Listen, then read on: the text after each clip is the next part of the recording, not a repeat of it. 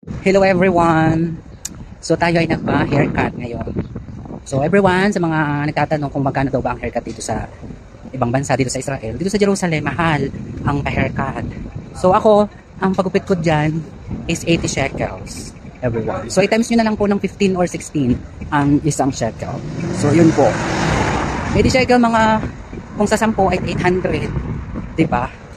Ganon. So, naabot din mga 950 yung isang gupit dito. Sa atin, talagang gupit mga sandaan sa Pilipinas, everyone. Diba? Pero dito sa ibang bansa, mahal talaga ang gupit. So, yan, sige ang gupit namin, everyone. Hindi na ako nag-jacket kasi gawa ng haircut. Hindi na ako nagpa-shampoo. Bukod pa dun yung shampooing, everyone. Mas mahal kung kayo ay magpapa-shampooing pa. And then, shampooing and then blow dry, ay di mas mahal. So, sa akin, haircut lang is 80 shekels, which is mga nasa 900 shekels siguro. 900 pesos po, everyone. Okay, pa uwi na. Yan, lamig-lamig. Grabe. Hindi na ako nag-jacket kasi gawa ng... Kaya rin ako nagpagapit na ngayon kasi kung maliligo na pagdating ko sa trabaho ko. Tinapay to pili. So, yan. Lalakad ako pa uwi. Diba?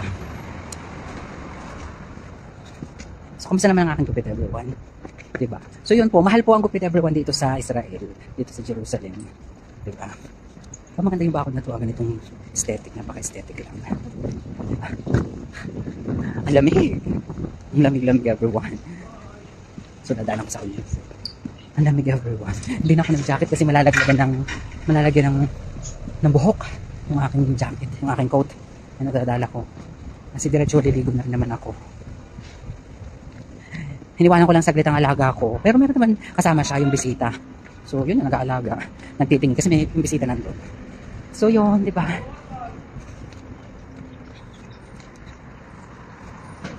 Yan, super simple lang ang ating gupit ngayon. Tapos pwede nyo lagyan ng bangs, ibangs yan.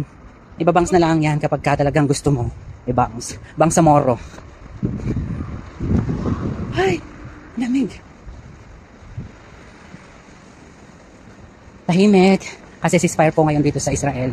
So hopefully magtuloy-tuloy na yung ceasefire, everyone. And gandang-ganda talaga ako dito sa bahay na to. Ganda ng color, napaka-simple, napaka-aesthetic ng color. So, ayan.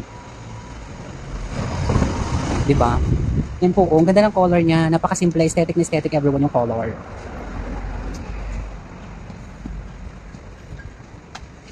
Ganda rin ng mga flowers. Diba? Ganda ng bahay, oh. Bongga. Bongga yung bahay talaga.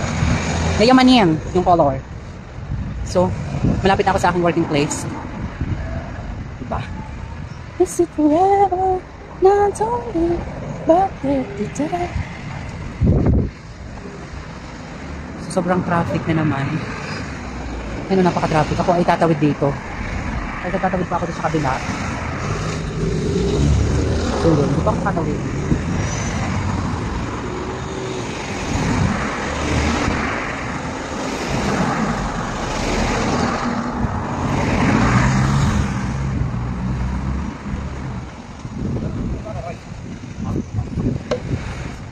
So yun, narito na ako, everyone. Thank you so much.